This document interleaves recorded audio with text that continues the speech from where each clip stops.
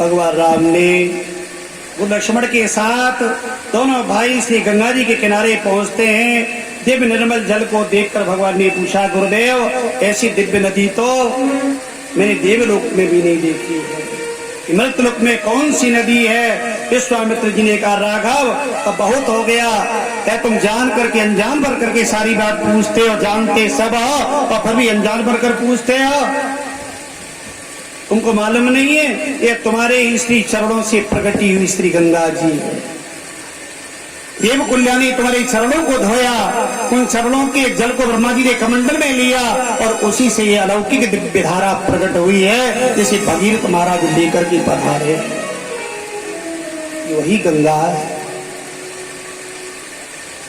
भगवान आज श्री मुख से गंगा जी की कथा सुनना चाहते हैं। गांध सुन सब कथा सुनाई और जे प्रकार सुर सर मही आई। पृथ्वी पर जो आई है गंगा वो किस प्रकार आई है? स्वयं भगवान राम भी कथा सुनने के इतनी प्रेमी है। विश्वामित्र मुनि के मुख से श्री गंगा जी के पावन चरित्र को श्रवण किया और जनक की यात्रा गंगा में स्नान किया भगवान श्री राम लक्ष्मण के सहित, क्योंकि हमसे एक पाप हुआ है, जिस पत्नी को चरण रज लगी है ना, उस पाप प्रक्षालन के लिए गंगा में स्नान तो करना चाहिए ना। इसलिए गंगा में प्रभु श्री राम जी के चरणों से प्रगति गंगा और उसी गंगा में भगवान श्री राम अपने पापों का प्रक्षालन कर रहे हैं। गंगा पाप नाशिनी है, गंगा परम पवित्र पावन है और गंगा तीन तरह से भारत के जीवों का उद्धार कर देती है। एक तो गंगा में नित्य जो स्नान करता है गंगा उसका उद्धार करती है, और एक बंदो जो गंगा जल रोज पीता है गंगा उसका उद्धार कर देती है। और एक न तो गंगा जल पीने को मिल रहा है, न गंगा में नित्य स्नान के लिए समय मिल रहा है। तो घर में नहाते तो सभी हो ना, ऐसा तो कोई जो नहीं नहाता हो। तो बंदो नहाते समय 7 बार, जब स्नान घर में जाओ या नहाते समय 7 बार गंगा को याद करो, हर हर गंगे हर हर गंगे हर हर गंगे, और बंदो नहा लो, उस गंगा मैया वही प्रकट होकर तुम्हारा उद्धार कर दे। ये तीन तरह से भागीरथी गंगा आदमी उद्धार कर रही है। तो गंगा में नित्य स्नान नहीं बनता है तो जल पीना वो भी नहीं मिल रहा है, तो घर में सब नहाते हो अपने घर में ही रहते हुए, और 7 बार हर हर गंगे बोल कर स्नान कर लो। अब तो कुछ कुछ तो बोलते ही हो नहाते समय, मुंह से कुछ कुछ तो निकलता ही है, और सर्दी में ज्यादा निकलता, गर्मी में तो इतना निकलता है। सर्दी में तो लोग बड़बड़ाते, एक लोटा पानी पड़ जाए तो ठंड के मारे, है ना, कुछ कुछ बोलते, कुछ मत बोलो, हर हर गंगे हर हर गंगे हर हर गंगे डाल लो पानी, हो गया स्नान गंगा में। कोई जरूरत नहीं गंगा जाने की, यहाँ से कोई जल पीने की, घर में ही गंगा जी जब प्रकट हो रही है तो जाने की जरूरत क्या है ना। गंगा में 3 तरह से भागीरथी गंगा मां उद्धार कर दी। और आज श्री राम जी ने गंगा का दर्शन किया। गंग सकल मोद मंगल मूला, सब सुख करनी हरनी सब शूला, कही कही कोटिक कथा प्रसंगा, राम बिलो कही गंग तरंगा। भूप भगीरथ सुर शरियाणी, सुमिरत सकल सुमंगल खानी। हर हर गंगे जय शिव गंगे, हर हर गंगे जय शिव गंगे। श्री हर हर गंगे करके स्नान कर लेना चाहिए। गंगा माँ भागीरथी गंगा आदि कलिप के जीवों का उद्धार करने के लिए भारत की भूमि पर पधारी है। बोलिए गंगा मैया की, बोलिए भगवान शंकर भगवान की। अब आइए यहाँ से जनकपुर में भगवान श्री राम प्रवेश करते हैं। अब जनकपुर की पावन लीला में गंगा स्नान करते करते अनेक प्रकार के दान देते हुए और गंगा पार करके अब श्री जनकपुर की पावन भूमि में प्रवेश करते हैं। मिथिला की दिव्य प्रेम भूमि में प्रवेश करते हैं भगवान श्री राम। भक्ति देवी साक्षात शरीर धारण करके प्रकट हुई है। सीता माँ साक्षात भक्ति का प्रतीक है, जो साक्षात शरीर लेकर के जनकपुर में प्रवेश करती है। ज्ञानियों का नगर है जनकपुर। नगर के बाहर बैरागी संतों की कुटियां बनी है। सारा नगर पवित्र से भरा हुआ है। वर्णन करते गोस्वामी जी महाराज जनकपुर क्या।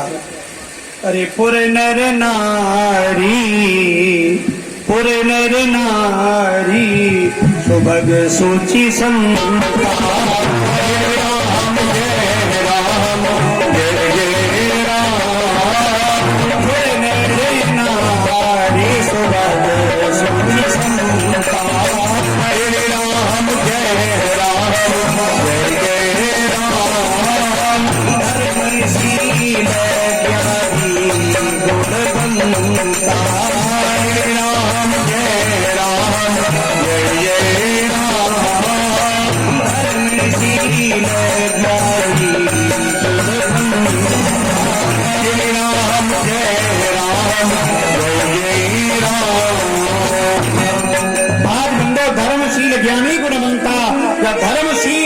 ज्ञानी गुणवान जनकपुर में नर नारी सब है, वो सब ज्ञानी है। ऐसे जनकपुर में महामुनि विश्वामित्र नगर से बाहर एक सुंदर बाग है और उस बाग का बड़ा महत्व है।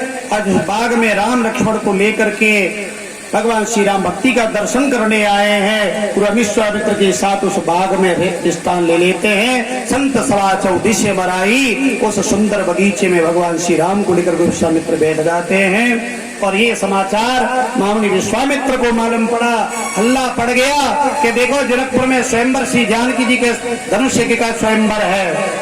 क्योंकि जनक जी ने प्रतिज्ञा की है, शिव जी का धनुष जब था तो ये धनुष इतना भारी था जो महाराज जनक के पास था, परशुराम जी ने दिया था। आज वो धनुष कोई उठा नहीं सकता था जनक जी के अलावा, इतना भारी धनुष था। लेकिन एक 3 साल की थी जब जानकी माँ और बुहारी लगा रही थी। जनक जी के बाहर गए थे और बुहारी लगाते लगाते उन्होंने देखा कि इसके नीचे तो बहुत गंदगी, कोई उठा ही नहीं पाता था। हजारों हाथियों के बल से तो खींचा जाता था उसको, इतना भारी धनुष था और कोई जरूरत नहीं थी उठाने की, तो उसके नीचे गंदगी हो गई थी। जानकी जी 3 साल की थी। छोटे छोटे बच्चे देखे ना, तो पकड़ पकड़ के झाड़ू लगाते है ना, मम्मी से छीड़ लेंगे और अपने स्वयं लगाने लग जाएंगे। तो जानकी जी झाड़ू लगा रही थी तो धनुष के पास आई तो देखा इसके नीचे बहुत गंदगी है। जानकी जी ने अनायास और फूल समझ करके धनुष को उठा के दूसरी जगह रख दिया, तो झाड़ू लगा के साफ कर दिया और धनुष वहीं पर रख दिया। जनक जी जब आए और जनक जी ने देखा, धनुष के नीचे पूजा करते थे जनक जी, जो देखा कि यार धनुष के नीचे गंदगी कहाँ गई, इतने भारी धनुष को किसने उठा लिया। तब जानकी ने कहा, मैं पिताजी मैं बुहारी लगा रही थी, इसके नीचे बहुत गंदगी थी तो मैंने इसको उठा करके इसके नीचे गंदगी साफ कर दी। जनक जी का माथा ठनक गया, होश उड़ गए। इतना भारी धनुष जब एक हाथियों से खींचने जाने वाला और मेरी फूल जैसी बिटिया 3 साल की, तो इतना भारी धनुष उठा दिया। मेरी बेटी कोई साधारण नहीं, अलौकिक दिव्य बेटी है। इस कारण से उन्होंने संकल्प कर लिया कि जो इस धनुष को उठा लेगा उसी के साथ मेरी पुत्री श्री सीता जी का विवाह होगा। ये संकल्प वही जनक जी ने कर लिया। इसलिए महामुनि विश्वामित्र उस धनुष की कोई तो पूर्ण करने आए हैं और बिना राम को उस धनुष को उठा कौन सकता है। ये साक्षात लक्ष्मी का अवतार है और राम जी साक्षात विष्णु का अवतार है। ये तो जन्म जन्म का इनका साथ रहा है। प्रतिज्ञा कर दी वाद बंधु जब सीता विवाह योग्य हुई हैं और महाराज जनक जी ने पूरे भारत में ये घोषणा कर दी, देश विदेश में, मेरी पुत्री का स्वयंवर होने वाला है, जो कोई भी धनुष उठा लेगा उसी के साथ मेरी बेटी का विवाह होगा। बड़ी भारी भीड़ लग रही थी, देश विदेश